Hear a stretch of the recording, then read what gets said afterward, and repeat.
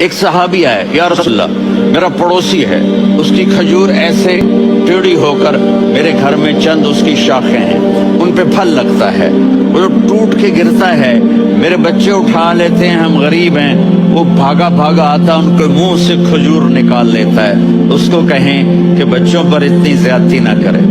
آپ نے اس کو بلایا، وہ منافق تھا، آپ نے اس سے فرمایا بھئی ایک سودا کرتے ہو؟ کہا جی کیا؟ کہا یہ کھجور مجھے دے دو اور اس کے بدلے جنت میں کھجور لے کے دوں گا۔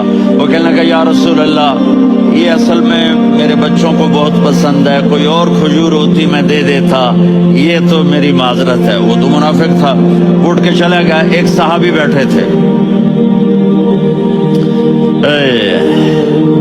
وہ کہنے لگے یا رسول اللہ اگر میں وہ کھجور لے کے دے دوں تو مجھے جنت میں لے دیں گے؟ ان کا نام ہے ابو الدحداح۔ آپ نے کہا ہاں تو مجھے لے کے دے دے میں تمہیں لے دوں گا۔ وہ اس کے پیچھے چلے گئے، اے بھائی کتنے میں بیچو گے؟ میں نے کہا جا میں نے اللہ کے نبی کو نہیں دی، تمہیں کیسے دے دوں؟ کہا اچھا بھائی منہ سے بول کتنے لینے ہیں؟ تو اس نے جان چھڑانے کے لیے کہا کہ اپنا سارا باغ مجھے دے دے، کھجور لے لے۔ باغ میں 600 کھجوریں اور یہ کھجور کسی اور کو دینی ہے۔ تو کہتا ہے پکے ہو، پھرو گے تو نہیں؟ کہا میں پاگل ہوں، میں پھروں گا؟ مجھے 600 کھجوروں کا باغ مل رہا ہے۔ انہوں نے کہا ڈن، کھجور میری باغ تیرا۔ وہ بھاگے بھاگے آئے، یا رسول اللہ میں نے سودا کر لیا۔ کہا کیسے کیا؟ کہا سارا باغ دے کے کھجور لے لی۔